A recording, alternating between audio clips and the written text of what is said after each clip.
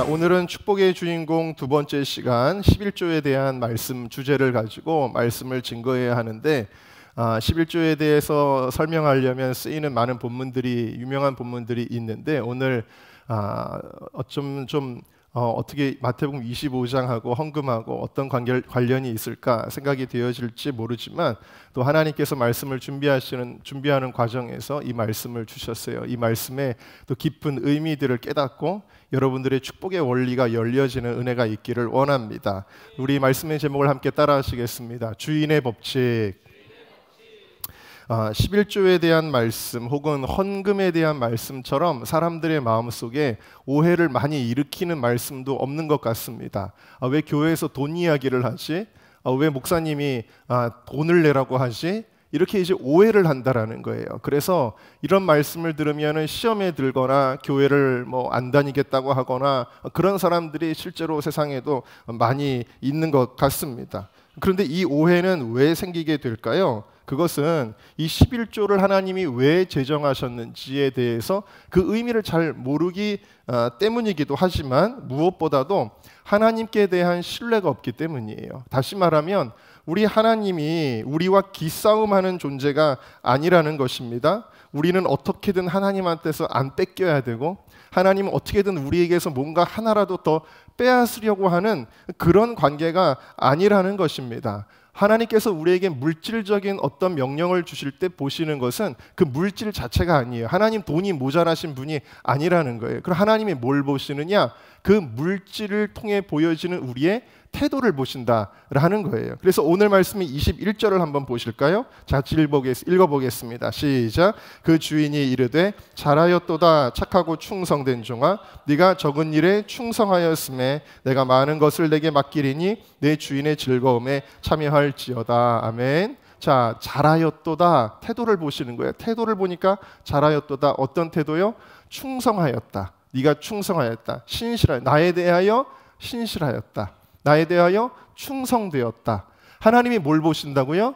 물질을 통해 드러나는 우리의 태도를 보신다는 거예요. 하나님께 대한 우리의 태도를 보신다라는 것입니다.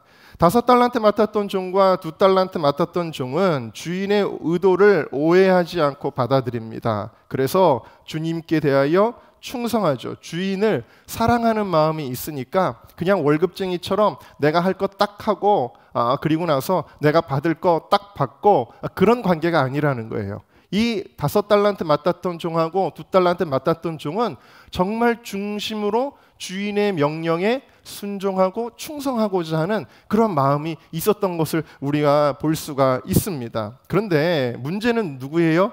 1달란트 맡았던 종이에요. 이 1달란트 맡았던 종은 아예 처음부터 주인을 오해하고 들어가기 시작한다라는 것입니다. 두 가지 오해를 하는데 그럼 1달란트 맡았던 종은 주인에 대하여 어떤 오해를 하였는지 우리가 좀 살펴보도록 합시다. 자, 첫 번째로는 하나님이 우리를 축복하시는 방식에 대해서 오해하셨다라는 거예요. 자, 24절 말씀을 우리 읽어봅시다. 시작. 1달란트 받았던 자는 와서 이르되 주인이여 당신은 굳은 사람이라.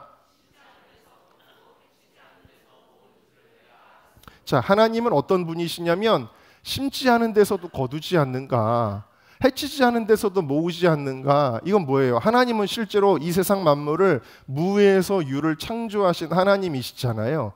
그러니까 하나님이 굳이 땀 흘리고 공들이고 누가 수고하고 누가 무엇을 막 드리고 이런 과정이 뭐가 필요해? 하나님이 그냥 마음만 먹으시면은 무에서도 유를 창조하시는 분이신데 왜 굳이 이런 일들을 맡기셔서 이런 사업을 하게 하시는가 하면서 하나님을, 주인을 은근히 비난하는 거예요. 그러니까 뭐가 안 돼도 하나님께 책임을 돌리는 것입니다. 아니 괜히 내가 한다고 했다가 안 되면은 하나님 보시기에는 하나님 기대치에 안 미칠 텐데 꼬투리만 잡히겠네, 이런 생각을 하게 된 것입니다. 여러분, 하나님이 예를 들어서 우리 교회를 부흥시키는 것이 하나님의 계획인 줄로 믿습니다.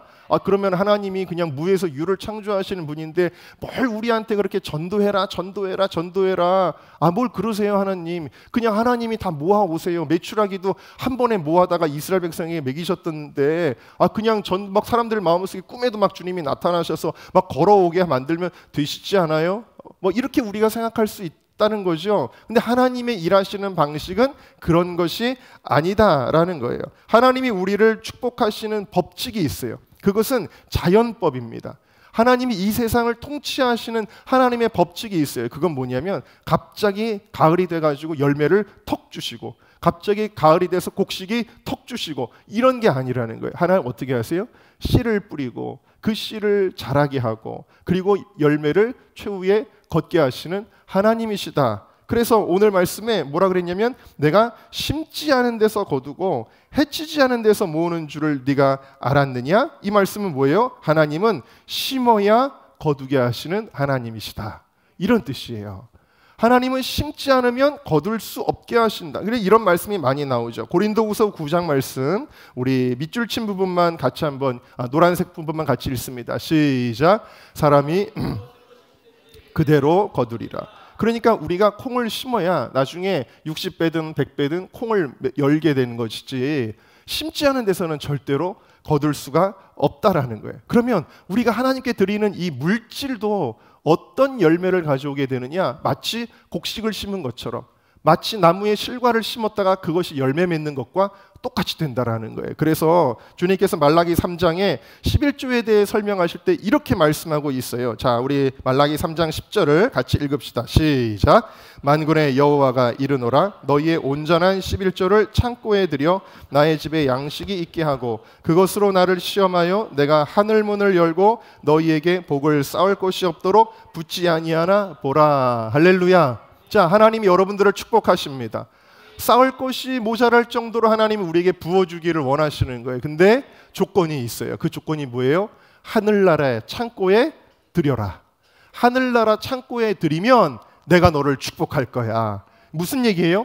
심어야 거둘 거야 라는 것입니다. 여러분, 그러므로 이 하나님의 말씀은 우리에게서 뭔가를 빼앗아가기 위한 것이 아니라 하나님이 우리를 축복하시기 위해 알려주시는 축복의 원리라는 것을 여러분들이 믿으시기를 주님의 이름으로 축원합니다. 자, 두 번째로 이 한 달란트 맡았던 종은 뭐를 오해했느냐? 여러분, 오해라는 거 하면 안 됩니다. 우리가 신앙생활 하면서도. 자, 두 번째 제목을 같이 읽습니다. 시작. 하나님의 성품과 마음에 대한 오해. 자, 하나님이 어떤 사람이라고 오해하고 있는지 다시 24절로 돌아가 볼까요? 자, 24절 보시면 한 달란트 받았던 자는 와서 이르되 주인이여 당신은 어떤 사람이라고요?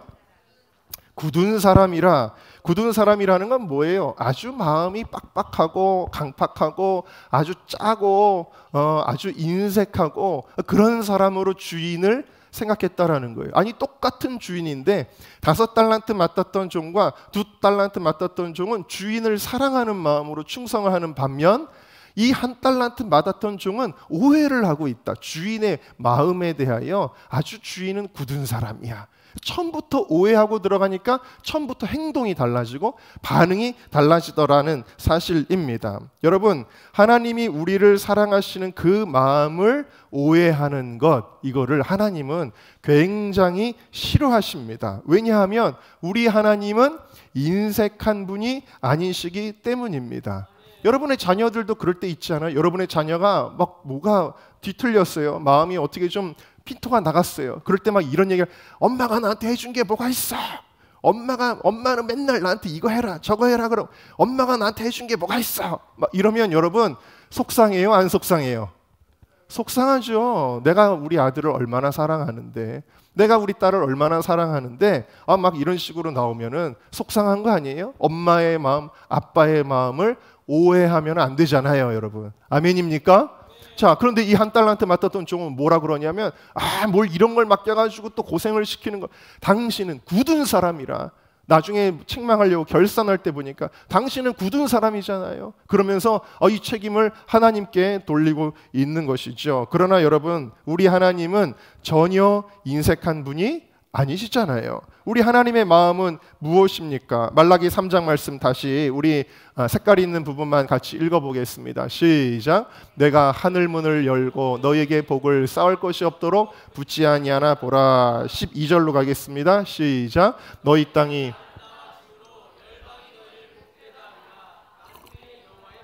아멘. 여러분, 하나님은 어떤 분이시냐면요, 부모 마음과 똑같은 것 이상이에요. 사실은 여러분 자녀가 잘 되기를 원하세요? 여러분의 자녀가 복 받기를 원하십니까? 아멘 하시는 분들만 자녀분들이 복을 받으시든지요. 여러분, 여러분의 내 뱃속에 있지만 이미 아멘을 하고 있습니다. 예. 여러분 복 받기를 원하시잖아요. 자녀가. 여러분 자녀가 그냥 고생하고 뭐 정말 남들에게 그냥 손가락질 당하고 비참하게 살기를 원하세요? 그런 사람이 누가 있어요? 여러분의 자녀가 정말 복 받기를 원하시잖아요. 우리 하나님은 우리 인간 부모의 마음하고는 비교할 수 없이 우리를 복되게 하시는 분인 줄로 믿습니다. 심지어 우리 주님이 주님의 마음을 이렇게 표현하세요. 로마서 8장 32절입니다. 시작. 자기 아들을 아끼지 아니하시고 우리 모든 사람을 위하여 내주신 이가 어찌 그 아들과 함께 모든 것을 우리에게 주시지 아니하겠느냐. 할렐루야. 아멘. 아멘. 여러분, 우리가 하나님 왜 나는 안 사랑하세요? 하나님 왜 나한테는 복을 안 주세요? 우리 혹시 이렇게 불평할 때가 있네요. 저 사람은 저렇게 잘 살고 잘 되고 결혼도 잘하고 나는 왜 이렇게 복을 안 주세요? 하나님 나 안 사랑하시나 보네요. 아니죠. 여러분, 이 십자가를 볼 때마다 우리에게 정말 넘치는 사랑을 발견하게 되죠. 그게 뭐예요? 여러분의 자녀를 누군가에게 그냥 양자로라도 줄 수 있어요? 쉽지 않은 일이죠. 그런데 어떻게 줬냐면 생명을 버려서 주셨다. 우리 하나님께서 하늘에서 예수님이 십자가에 못 박혀 죽으시는 것을 보면서도 우리를 위하여 그것을 참으셨다. 이 사랑은 인간의 머리와 감정으로는 이해할 수도 없는, 정말 아낌없이 자신의 모든 것을 다 주신 사랑이다라는 것을 여러분들 믿으시기 바랍니다. 이렇게 아들까지 주신 분이 우리에게 무엇을 인색하게 하시겠냐는 거예요. 뭘 아끼시겠냐는 거예요. 하나님 우리에게 다 쏟아 부어 주시는 분이신데 말이죠. 하나님은 우리에게 모든 것을 주셨어요. 그렇기 때문에 우리가 하나님을 사랑하지 않을 수 없는 것입니다. 그렇기 때문에 우리가 헌신하지 않을 수 없는 것입니다. 그런데 우리는요, 하나님 앞에서 때로는 계산하기도 하고 하나님 앞에서 우리는 돈을 더 사랑하기도 하고 참 치사하다라는 생각이 들 때가 얼마나 많이 있는지 모릅니다. 예를 들면 이런 거예요. 제가 어떤 아이를 어렸을 때부터 막 장학금을 주고 용돈을 주고 해가지고 대학생이 되고 나중에 사업에 성공해서 나중에 훌륭한 사람이 됐다고 합시다. 제가 평생 뒷바라지를 제가 해줬어요. 나중에 그 친구를 불러서 야 이제 목사님이 은퇴하고 그런데 목사님 저기 어디 1박 2일로 나 여행이나 갔다 오게 나 호텔이나 하루만 잡아줘. 그랬더니 목사님 저 요즘 바빠요. 힘들어요. 돈 없어요. 저 딱 그러면 내가 평생 얘를 뒷바라지 해줬는데 치사할 거 아니에요? 됐다 내가 알아서 할게. 이럴 거 아니에요 여러분? 하나님이 우리를 보시기에 어떨 때는 좀 치사하다 이럴 때가 있을 때도 있다라는 거예요. 하나님 우리를 위해 아들의 생명까지 주셨는데 말이죠. 여러분, 그러니까 우리가 하나님을 오해하면 되겠습니까? 안 되겠습니까? 안 되는 것입니다. 인류 최초의 범죄, 인간이 망하게 된 그 사건이 무엇으로부터 시작했는지 우리가 한번 잘 보십시다. 창세기 3장 5절을 한번 볼까요? 읽어보겠습니다. 시작. 너희가 그것을 먹는 날에는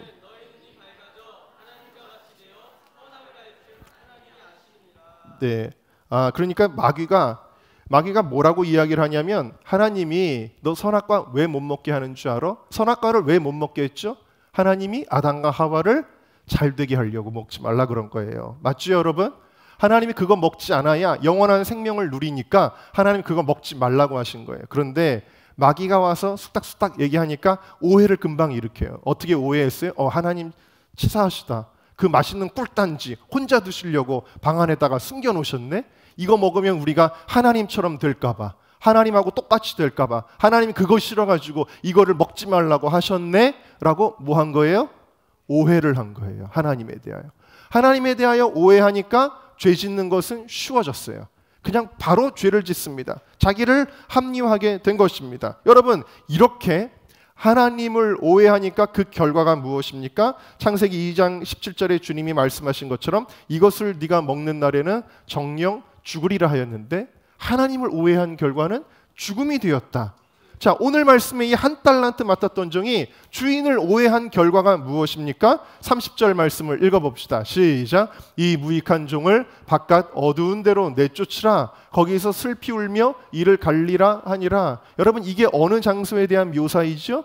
지옥에 대한 묘사예요. 여러분, 하나님을 오해하는 것으로부터 지옥 가는 것이 시작된다라는 것을 우리가 경고처럼 기억해야 된다라는 것입니다. 우리 하나님을 오해하지 말아야 돼요. 민수기 6장 24절에도 우리 하나님은 여호와는 내게 복을 주시고 너를 지키시기를 원하며, 하나님은 원하고 계세요. 지금도 하나님의 소원은 우리가 복받기를 원하신다.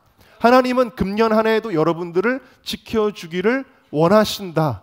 그런데 하나님에 대해 오해하면 하나님 필요 없어요 하는 순간 하나님의 복이 내 것이 안 되고 하나님의 보호가 내 것이 안 되니까 이것처럼 어리석은 경우가 얼마나 많이 있겠습니까? 여러분, 성도님들 중에도 목회자의 마음을 잘 모르시는 분들이 계시는데, 여러분, 목회자가 지난주 설교 영상도 여러분들이 지금 보시고 생각이 나시겠지만 목회자가 어떠한 신앙적인 가이드를 여러분들에게 제시할 때마다 여러분들이 그것을 의미를 바로 이해하시기를 주의 이름으로 꼭 부탁을 드립니다.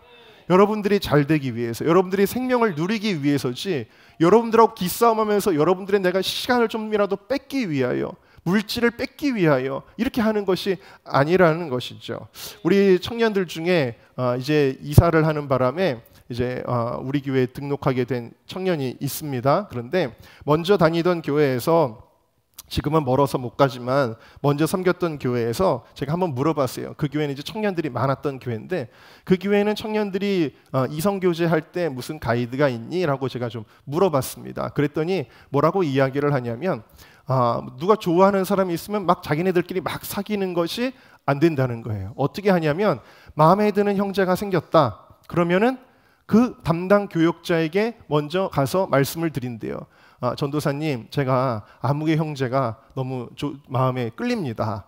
그 형제를 놓고 기도해도 될까요? 이렇게 이제 그 전도사님한테 이야기를 합니다. 그럼 그 전도사님이 기도해보고 그러면은 주 안에서 건전하게 아름답게 교제하도록 그 형제에게 가서 또 이제 이야기를 합니다. 아무개 자매랑 한번 만나보겠니? 라고 다리를 놔준다라는 거예요. 그래서 그 형제와 자매가 몇 번 만나보고 그러면서 기도하는 기간을 갖는데요. 왜냐하면 청년들이 막 만나서 사귀어보고 막 그러다가 또 헤어지고 만나서 이게 하나님 앞에서 정말 아름답지 않기 때문에, 여러분 사실 그렇잖아요. 우리가 결혼할 때까지 정말 아름답게 준비되었다가 결혼하는 것이 축복인 줄로 믿습니다. 그러니까 그거를 가이드를 해주는 거예요. 그래서 기도하는 시간을 갖고 마음에 확신이 들 때는 정말 그때부터는 결혼을 전제로 교제하게 되는 그런 거예요. 근데 여러분, 오늘날에 이런 얘기하면요, 좀 자유분방한 이 세대 청년들, 보통 청년들 같으면은 그거 너무하네. 그냥 우리가 자유롭게 사귀면 되는 거지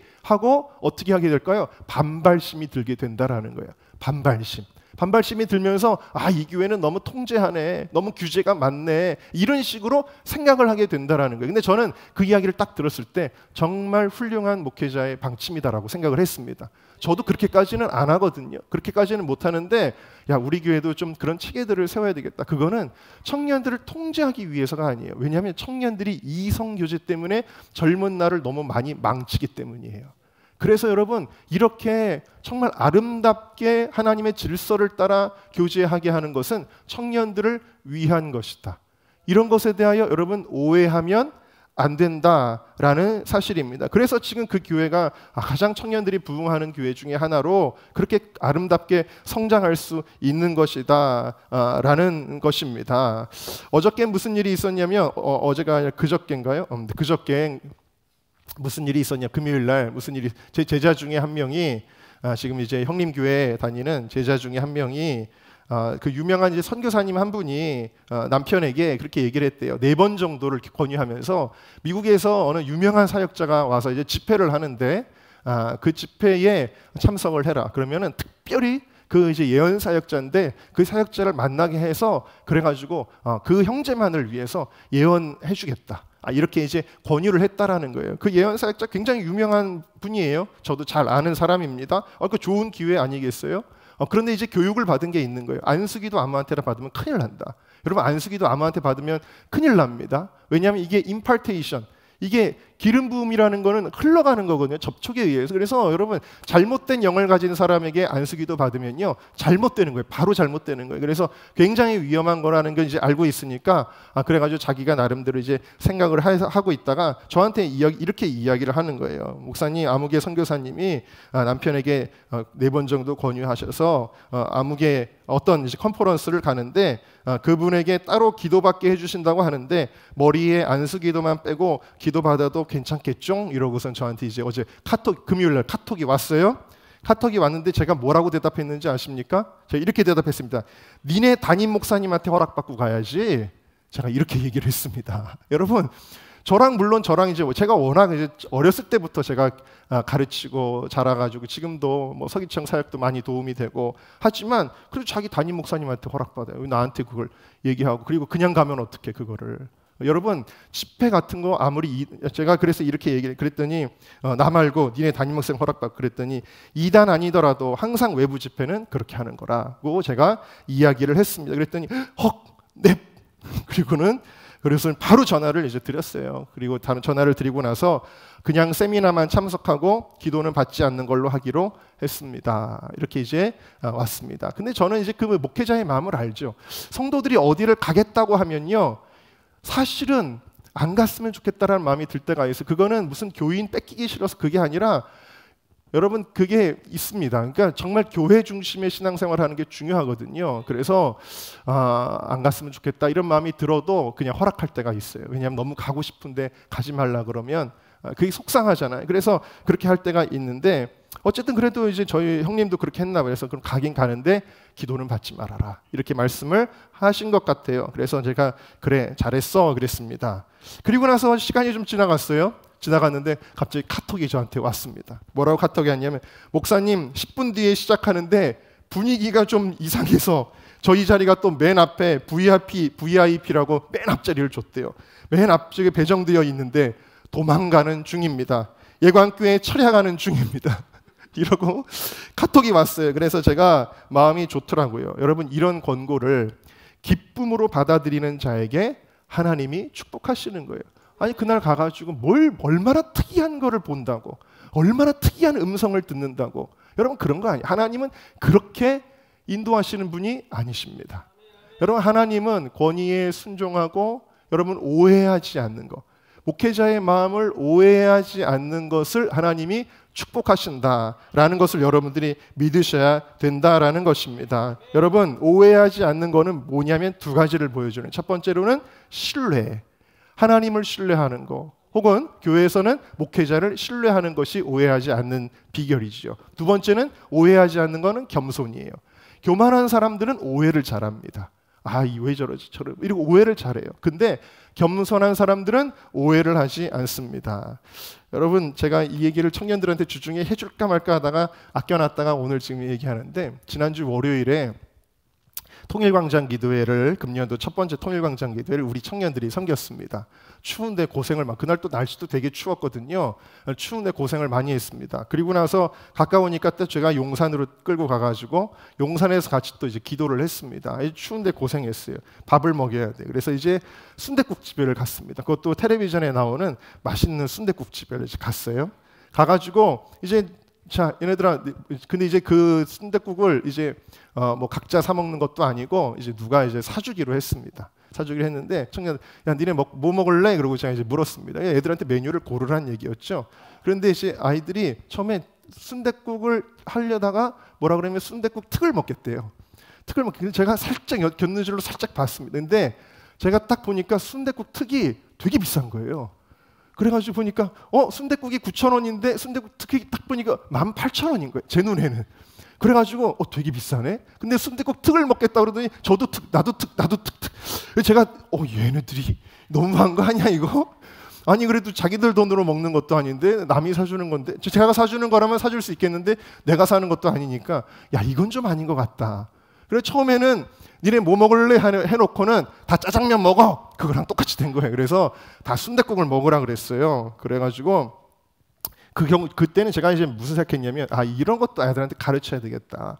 경우를 가르쳐야 되겠다 아이들한테. 이거 남이 사준다고 해서 덜컥대고 그 집에서 비싼 거 사 먹으면 안 되지, 이런 생각을 했습니다. 그러니까 사실은 뭐예요? 제가 아이들을 좀 알고 보니까, 그런지 나중에 이제 제가 알게 됐는데, 순댓국이 9,000원인데 순댓국 특이 10,000원이라는 거예요. 근데 그 밑에 있는 무슨 다른 메뉴를 제가 봤나 봐요. 그래가지고 이제 오해를 한 거죠. 그러니까 제가 이제 오해를 하고, 그리고서는 이제 야 다 순댓국 먹어, 제가 그랬습니다. 그래가지고 애들이 이제 그리고 순댓국을 이제 먹었어요. 먹고 이제 왔는데, 나중에 이제 제가 이성민 전도사님하고 방에서 얘기를 하다가 이제 그런 얘기를 한 거예요. 야, 나는 18,000원인 줄 알았는데, 목사님 1,000원 차이입니다. 이렇게 이제 된 거예요. 근데 우리 이성민 전도사가 뭐라고 이야기를 하냐면, 뭐라 그러냐면, 목사님이 그렇게 할 때, 우리가 생각이 짧았구나. 목사님께 먼저 목사님 저희가 이렇게 시켜도 될까요? 라고 묻지 못해서 우리가 철이 없었구나. 저는 그렇게 생각을 했습니다.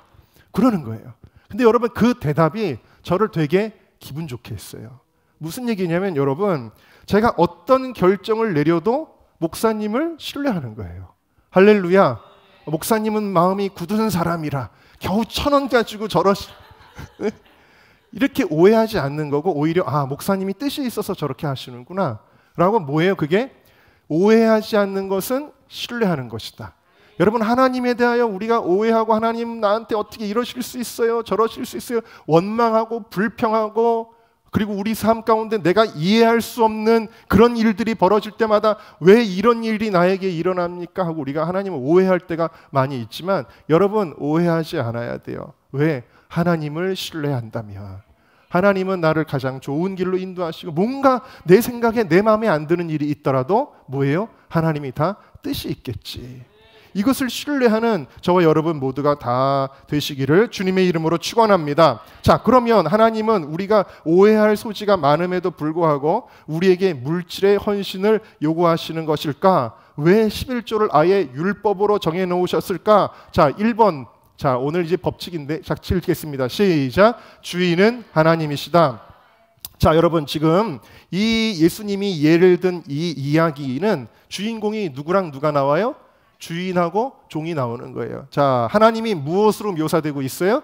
주인으로 묘사되고 있다. 그럼 우리는 뭐예요? 종이다라는 것입니다. 자, 그런데 우리가 이 삶을 살아가는 동안에 어떻게 살아갈 때가 많냐면, 종으로 살지 않고 거꾸로 우리가 주인으로 살아갈 때가 너무나 많이 있다. 그래서 우리가 물질의 주인 되지 않게 하기 위하여 오늘 이 말씀을 주시는 거예요. 자, 여러분 질문을 드리겠습니다. 자, 이 달란트의 비유에서 달란트는 누구의 것입니까? 하나님의 것이에요? 주인의 것이에요? 맞습니까? 여러분 5달란트 내가 가지고 있는데요, 내가 2달란트 가지고 있는데요, 내가 1달란트 가지고 있는데요, 그 종들 것 아니에요? 아닙니까? 누구의 거예요? 주인의 것입니다. 자, 왜 그럴까요? 14절 말씀을 보겠습니다. 같이 읽을까요? 시작. 또 어떤 사람이 타국에 갈새. 그러니까 지금 내 손에 있어도 이게 어떤 물질이냐면, 어떤 달란트냐면 주인이 나에게 맡긴 거라는 거예요. 맡긴 거예요. 예를 들면 그런 거예요. 이상대 목사 나중에 설교하러 올라가야 되니까 저기 내 핸드폰 좀 잠깐 가지고 있어요 하고 뭐 한 거예요? 맡긴 건데 이상대 목사님이 아싸 그리고선 나가가지고 팔면 되겠어요, 안 되겠어요? 안 되겠죠. 팔지 마세요, 목사님. 네. 자, 그런데 우리가 가진 것은 하나님이 우리에게 맡겨주신 거예요. 그래서 여러분들 그런 말을 들어보셨는지 모르겠는데, 이게 신학적인 용어인데 청지기 사상이라는 것이 있습니다. 종교 개혁자들이 만들어낸 말이에요. 청지기 사상이라는 게 뭐예요? 우리가 가진 모든 것은 하나님이 우리에게 하나님의 영광을 위하여 쓰도록 맡겨주신 것이다. 시간도 내 시간이 아니에요. 내 마음대로 쓰는 거 아니에요. 물질도 내 거가 아니에요. 하나님이 나에게 맡겨주신 거예요. 심지어는 여러분 자녀 여러분의 거 아니에요. 하나님이 여러분들에게 그 생명을 맡겨주신 것인 줄로 믿습니다. 그러니까 고린도전서 4장 2절은 우리에게 이렇게 말씀하시는 거예요. 시작. 그리고 맡은 자들에게 구할 것은 충성이니라. 우리는 맡은 자라는 거예요. 그러니까 오늘 5달란트, 2달란트 맡았던 종과 같이 맡은 걸 가지고 충성하는 것이다. 여러분 11조의 의미를 알아야 되는데요. 11조는 모든 물질의 주권이 하나님으로부터 온 것입니다를 고백하는 그 믿음의 증표가 11조예요. 내 것이 아니라 하나님의 것인데, 자, 역대상 29장 14절에 보면 다윗의 물질관이 잘 드러나고 있습니다. 자, 이 다윗의 고백을 한번 같이 읽어봅시다. 시작. 나와 나의 백성이 무엇이간데 이처럼 즐거운 마음으로 드릴 힘이 있었나이까. 모든 것이 주께로 말미암았사오니 우리가 주의 손에서 받은 것으로 주께 드렸을 뿐이니이다. 아멘. 여러분 헌금하고 나서 이렇게 생각하시는 분들이 있어요. 내가 이 교회를 내가 지었는데, 내가 이 교회에 얼마나 공이 많은데, 그러면 안 된다라는 거예요. 다윗은 뭐라고? 다윗은 정말 여러분 솔로몬의 그 어마어마한 성전을 다윗이 다 준비했거든요. 그래가지고 성전을 짓지 않았습니까? 주를 위하여 헌신하기 아까워하지 않는 사람이었어요. 엄청난 공로가 있는 사람임에도 그는 뭐라 그러냐면, 아유, 내가 주님께 드린 것은 주님께 받은 거 가지고 드린 것 뿐입니다. 이렇게 고백을 하잖아요. 그래서 그 신앙으로 고백하는지를 보시기 위해 주님께서는 딱 11조를 요구하신 것입니다. 10분의 1만 주님의 것이라는 게 아니라 1이라고 하는 것은 전체를 대표하는 거예요. 1번을 드림으로써 전체가 다 하나님의 것입니다. 그런데 우리가 다 드릴 수는 없고 하나님께서 다 가져올 필요는 없어. 네가 그 믿음이 있다면 첫 번째 10분의 1의 첫 번째 거를 나에게 드려라 라고 주님께서 우리에게 명령하신 거예요. 그래서 11조는 특별히 하나님의 것이라고 말씀하시는데 레위기 27장 30절 말씀입니다. 시작. 땅의 10분의 1 땅의 곡식이나 나무의 10 아멘. 자, 10분의 1은 누구 것이라고요? 여호와의 것이다 라고 아주 그냥 분명하게 이렇게 센턴스를 만들어 놓으셨습니다. 그러므로 11조를 드린다는 것은 물질을 포함해 나의 삶의 모든 것이 다 이 모든 것의 주인이 누구라는 고백이에요? 하나님이시다. 하나님이 내 모든 것의 주인이다 라는 것입니다. 그러니까 여러분 11조를 안 드리면 성경에서 그거를 뭐라고 표현하느냐? 하나님의 것인데 안 줘요. 제가 예를 들어서 이상대 목사님에게 핸드폰을 이번에 제가 새로 핸드폰을 예를 들어서 뭐 갤럭시 폴드 뭐 그런 거 나와서 그걸 사가지고 기분이 너무 좋은데 맡겼어요. 잠깐 맡겼더니 꿀꺽했어요. 꿀꺽하면 이게 뭐예요? 도둑질이에요. 꿀꺽하면 도둑질이니까 안 하시겠지만 네, 도둑질이다. 하나님의 것을 우리가 꿀꺽하면 그게 뭐예요? 도둑질이다. 어디 나와요? 성경에. 자, 말라기 3장 8절 말씀 같이 밑줄 친 부분만 읽겠습니다. 시작. 어찌 하나님의 것을 도적질을 하겠느냐. 자, 그래서 11조를 안 하면 어떤 결과를 맞이하게 된다고요? 다음 9절 읽어봅시다. 시작. 너희가 저주를 받았는. 도적질하니까 저주를 받는다. 하나님의 것을 도적질하면 저주를 받습니다. 제 얘기가 아니라 성경의 이야기다. 벨사살 왕이 하나님의 것 가지고 하나님의 성전에 있던 그릇 가지고 자기 마음대로 부어라 마셔라 했거든요. 그랬더니 그날 밤에 죽임을 당했어요. 아나니아와 삽비라가 자기 손에 있을 때는 자기 것이었지만 하나님께 드리고 나서는, 여러분 생각을 해보세요. 어떤 분 중에 이런 분이 있대요. 헌금을 했는데 헌금을 하고 나서 나 괜히 한 것 같아. 너무 많이 한 것 같아. 교회 찾아와가지고 저 그거 돌려주세요. 그 돼요 안 돼요? 안 되는 거예요. 하나님께 이미 드렸으면 하나님의 것이거든요. 제가 지난주였나 언제였지? 우리 청년들 모였을 때였는데 이제 헌금 시간이었습니다. 청년들 예배 드리는 시간인데 헌금 시간인데 이제 제가 지갑을 이렇게 탁 폈더니 한 10,000원 정도 하려고 그랬는데 탁 폈더니 5만 원짜리가 하나 나오는 거예요. 5만 원짜리가 나와서 펴가지고 여기 있는 거 드려야지 했는데 딱 그런데 5만 원 너무 많다. 그래가지고 이걸 딱 닫았어요. 도로 닫았어요. 그리고 돈이 없어요. 근데 헌금위원이 무슨 예배였더라 그게? 지금 기억이 안 나는데 그래서 어느 집사님이 지나갔는데 제 앞으로. 그런데 제가 제가 없네요 이랬어요. 없네요. 그래서 이분이 지나갔어요. 근데 갑자기 마음에 너무 찔리는 거예요. 없는 건 아니거든요. 근데 목사가 거짓말을 한 거예요. 여기서 없네요. 왜냐하면 저랑 별로 관련이 없는 집회였거든요. 그러니까 뭐 우리 교회라면 제가 아깝지 않게 막 드렸을 텐데 남에게 하는 것 같아가지고 좀 아까웠는데 없네요 하고 너무 괴롭더라고요. 그래가지고 다시 뒤로 가가지고 5만 원을 드렸어요, 제가. 그리고 이제 왔던 기억이 있는데 뭐 적절한 예는 아니지만 하나님께 이미 드린 것은 내 것이 아니거든. 근데 아나니와 삽비라가 하나님께 드렸다고 해놓고는 그거를 감추었어요. 그리고 어떻게 됐어요? 그날 바로 하나님 앞에서 회개할 기회를 얻었음에도 그 회개할 기회도 물리치고 거짓말했다가 그 자리에서 죽어서 그것이 초대교회의 엄청난 경종이 되었다라는 것을 사도행전 5장이 기록하고 있습니다. 여러분, 하나님의 것, 물질이든 모든 성물이든 하나님의 것을 건드리는 것에 대한 두려움이 있어야 됩니다. 여러분, 11조는 내가 물질의 주인이 아니라는 믿음의 증거예요.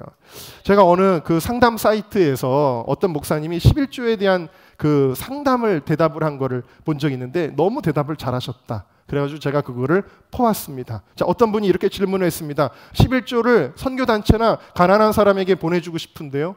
11조 드리는 건 좋아요. 저는 그거 할 거예요. 근데 우리 교회 말고 제가 어떤 선교사님 아는데 그분 너무 정말 어렵게 하시는데 그분한테 보내고 싶은데 나는 단체 그 아이들한테 좀 보내고 싶은데 자, 이때 이 목사님의 대답을 한번 보십시다.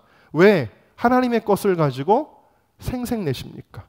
도우려면 내 것 가지고 도와야지요. 11조는 내 것이 아닌데 왜 그것으로 어디에 보낼까 고민하십니까? 남의 돈을 가지고 있는데 그것을 가지고 선한 일에 쓸 것을 고민하는 것은 위선입니다. 당연히 그냥 주인에게 돌려드려야 합니다.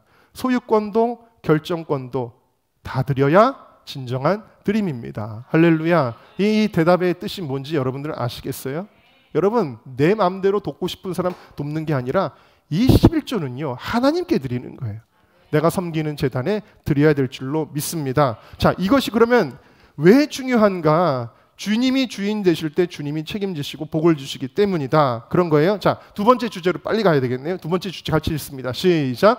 나는 청지기이다. 자, 물질의 주인이 하나님이시라는 거 고백해야 되는 두 번째 이유는 바로 청지기 사상, 맡았다는 것. 맡았다라는 것은 우리가 흔히 말하는 사명이라는 거예요. 사명. 자, 마태복음 6장 24절 말씀을 같이 읽어보겠습니다. 시작. 한 사람이 두 주인을 섬기지 못할 것이니 혹 이를 미워하고 저를 사랑하거나 혹 이를 중히 여기고 저를 경히 여김이라. 너희가 하나님과 재물을 겸하여 섬기지 못하느니라. 그러니까 여러분, 우리가 아까는 뭐라 그랬어요? 주님이 우리의 주인 되셔야 된다라 그랬는데, 자, 우리가 물질의 주인이 돼서는 안 되고 물질의 주인은 하나님이 되셔야 된다 그랬는데, 이 말씀의 주제는 뭐냐면 물질이 우리의 주인 돼서는 안 된다. 다시 말하면 돈이 우리의 우상 되면 안 된다. 우리는 하나님만 섬겨야지 돈에게 끌려가는 존재가 되어서는 안 된다. 그러니까 물질이 우리의 주인 되지 않기 위해서, 돈이 우상 되지 않기 위해서 하나님이 우리 안에 있는 이 탐욕, 이 돈을 사랑하는 마음을 깨트리는 작업을 하시는 거예요. 그게 뭐냐면 11조예요. 이걸 통해서 우리의 우상을 깨는 작업을 주님께서 하시는 거예요. 이 물질의 우상이 있는 사람은요 11조를 제대로 못해요. 온전하게 하지를 못한다라는 것입니다. 여러분, 1에서 번 달란트도 5달란트 맡았던 종과 2달란트 맡았던 종이 이 번 돈을 누구에게 드려요? 주인에게 드리죠. 우리의 모든 경제 활동의 목적도 역시 무엇이 돼야 되느냐? 하나님의 영광이 돼야 된다. 이 물질 자체가 우리의 삶의 목적이 되어서는 안 된다라는 사실입니다. 자, 그래서 고린도전서 10장 31절 같이 읽습니다. 시작. 그런즉 너희가 먹든지 마시든지 무엇을 하든지 다 하나님의 영광을 위하여 하라. 할렐루야. 사업을 하든지 직장을 다니든지 아르바이트를 하든지 우리는 살든지 죽든지 마시든지 먹든지 마시든지 다 주님의 영광을 위하여 해야 된다라는 사실입니다. 여러분의 사업장이, 여러분의 학업과 직장이, 여러분이 모든 하는 일들이 금년 한 해에도 형통하고 번성하기를 주님의 이름으로 축원합니다. 그것 때문에 우리가 교만해지거나 타락하거나 그 물질 때문에 오히려 주님과 멀어지지만 않는다면 여러분들이 이런 축복을 받아서 마치 요셉이 축복을 받을 때 그 힘을 가지고 자기의 백성을 구원하였던 것처럼 여러분, 이 축복을 여러분들이 받기를 저는 정말로 원합니다. 때로는 얼마나 물질이 주님의 나라의 일에 필요한지 모르거든요. 그래서 여러분들이 축복을 받아야 되는데, 그러면 이제 마지막으로 가장 중요한 축복의 법칙. 자, 3번 축복의 법칙은 뭐냐? 함께 읽겠습니다. 시작. 주인의 법칙.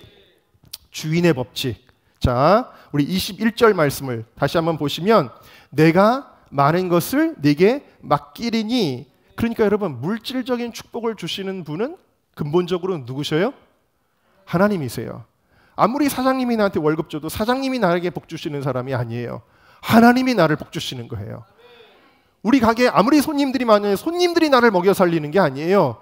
누가 나를 복되게 하는 거야? 하나님이 나를 복 주시는 주인이시다라는 것입니다. 여러분, 이게 되게 중요한 거예요. 주님을 주인으로 고백하는 거. 축복을 주시는 분이 주인이신 하나님이라는 것을 고백하는 게 왜 중요하냐? 이 5달란트 맡았던 종에게 주인이 축복하니까 배가의 축복이 되잖아요. 5달란트를 더 주고 주인의 즐거움에 참여하게 하시고, 하나님은 주인이 되실 때 복을 주시는 것입니다. 1달란트 맡았던 종은 쫓겨났지만 5달란트, 2달란트는 하나님이 엄청난 축복을 주세요. 자, 이게 뭐냐면 주인의 법칙이라는 건데, 주인의 법칙이라는 걸 이렇게 예를 들면 여러분들이 이제 이해가 되실 겁니다. 누가복음 5장에 보면은 베드로와 그의 동료들이 밤새도록 뭘 했죠? 물고기 잡았죠. 물고기 잡았는데 이렇게 물고기를 평생 잘 잡던 어부들이 그날 물고기를 잘 잡았나요? 아니죠. 한 마리도 못 잡았다 그랬어요. 아무리 애쓰고 수고해도 안 잡히는 거는 어쩔 수가 없는 거예요. 자, 그런데 여러분, 놀랍게도 그 자리에 예수님이 계셨어요. 근데 예수님이 계시기는 계시는데 예수님은 무엇으로 계셨느냐? 구경꾼으로 계셨어요. 구경꾼으로 계실 때 여러분, 내 삶에 기적이 일어나요? 안 일어나요? 안 일어납니다. 그런데 예수님이 드디어 베드로에게 말씀하십니다. 그물을 깊은 데에 던져라. 이건 뭐예요? 누가 하는 거예요? 종이 주인에게 하는 말이에요? 주인이 종에게 하는 말이에요? 주인이 하는 말이죠. 자, 예수님이 주인 되는지를 예수님이 테스트하는 거예요. 그때 베드로가 이렇게 했다면, 아유, 누구세요? 여기는 제 나와바리입니다. 여기는요, 제가 제일 잘합니다. 그런 소리 하지 마시고 그냥 피곤하니까 좀 절로 가주실래요? 이러면은 예수님이 주인이 되실 수 있어요, 없어요? 없죠. 그런데 베드로는 어떻게 했어요? 내가 밤이 새도록 수고하였지만 주님의 말씀에 의지하여 그물을 내리리이다. 이건 뭐예요? 베드로는 종이 된 거예요. 예수님은 주인이 된 거예요. 예수님이 주인이 되는 순간 놀라운 일이 일어납니다. 여태까지 밤새도록 해도 안 됐는데 그물을 던지자마자 어떤 일이 일어나요? 그물이 찢어질 정도로 물고기가 가득 찬 거예요. 할렐루야. 주님이 주인 되시면 이런 일이 일어나게 되어지는 거죠. 또 요한복음 6장에 보면은 광야에서 예수님이 수많은 수천 명의 사람들이 몰려 들어가지고 말씀을 전하시는데 해가 저물어 갑니다. 해가 저물어 가는데 배고픈 거예요. 배가 고파가지고 사람들이 어떻게 배고프다 그러니까 제자들도 와서 예수님 어떻게 하죠? 사람들이 지금 배가 고픈데요. 그러고 있었습니다. 자, 그래서 좀 있으면 가져와봐. 예수님 말씀하실 때 한 소년이 나타나요. 그가 뭘 들고 오냐면은 보리떡 5개와 물고기 2마리를 들고 옵니다. 자, 여러분, 보리떡 5개와 물고기 2마리가 이 소년의 손에 있을 때는 이것이 몇 명을 먹일 수가 있어요? 소년이 먹을 것밖에는 안 돼요. 근데 이 물고기 2마리와 보리떡 5개가 예수님의 손에 딱 잡히게 되니까 그 다음에 이게 어떻게 돼요? 12광주리가 남도록 이 수천 명의 사람들이 먹는 기적이 일어나게 되었다. 할렐루야. 여러분들의 사업을 여러분들이 하면은 밤이 새도록 수고해도 한 마리도 못 잡을 수도 있어요. 그러나 주님이 주인 되시면 그물이 찢어지도록 잡게 될 것이다 라는 것입니다. 여러분의 손으로 쥐고서는 이걸 가지고 내가 뭘 하려고 그러면 아무 기적이 일어나지 않아요. 근데 주님의 손에 이것을 들리게 되면 놀라운 기적이 일어나게 되어지는 줄로 믿습니다. 이것이 주인의 법칙이다라는 것입니다. 저는요, 은정교회를 15년째 목회하고 있는데 이 교회의 목회자는 행정적으로는 저일지 모르지만 이 교회의 영적 목회자는 예수님이라고 고백합니다. 진짜예요, 여러분. 그래야 예수님이 이 교회를 지켜주시거든요. 저는 어제도 제가 우리 사역자들하고 얘기할 때 그 얘기했죠. 저는 진짜 나는 목회를 못해요. 저는 목회를 못합니다. 그렇기 때문에 제가 목회하면은 이 교회는 그냥 곤두박질 칠 수밖에 없어요. 그러나 저는 늘 고백합니다. 이 교회는 예수님이 목회하십니다. 주님이 다스려 주세요. 주님이 인도해 주시고 주님이 부어 주시고 주님이 지켜 주세요. 그럴 때 이 교회를 지금까지 하나님이 지켜 주신 줄로 믿습니다. 여러분, 11조는 뭐냐? 주님이 주인 되게 하시는 것이다. 11조는 뭐냐면 주님이 주인이십니다. 그러면 그래, 내가 이제 구경하지 않고 팔짱 끼고 구경하지 않고 이제는 내가 일할까? 그러는 거예요. 주님이 일하시도록 하는 거예요. 얼마나 멋집니까? 여러분, 이 믿음이 여러분들에게 있으시기를 주님의 이름으로 축원합니다. 그 샬롬 엔지니어링이라는 회사에 김봉택 장로님이라는 분이 계십니다. 원래 고향이 땅끝마을 해남이신 분인데 서울에 상경을 해서 이제 사업을 이것저것 하는데 하는 일마다 안 됩니다. 뭘 해도 안 되는 거예요. 너무너무 힘든 거예요. 근데 이분의 사모님이 최영애 권사님이라는 분인데 이분이 믿음의 사람입니다. 왜 우리가 이렇게 안 될까? 기도하면서 고민을 하다가 어디서 딱 걸렸냐면 11조에서 걸렸어요. 우리가 하나님께 11조를 안 드렸구나. 그런데 남편이 아직 믿음을 보니까 하나님께 대하여 11조 하는 거를 거부해요. 부정적으로 생각을 해요.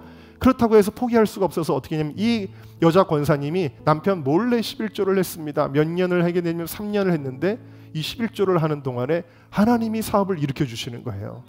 그래가지고 이제 사골세를 살던 분이 돈을 벌어서 나중에 좋은 아파트에 한 50평, 옛날에 50평이면 굉장히 큰 거였죠. 그런 데를 이사 가고 이제 뭐 잘 되고 있습니다. 그런데 어느 날 딱 걸렸어요. 남편에게 11조 하는 걸 걸렸어요. 그래 남편이 노발대발하면서 아니 왜 당신 맘대로 11조를 해? 왜 교회다가 그런 걸 갖다 바쳐?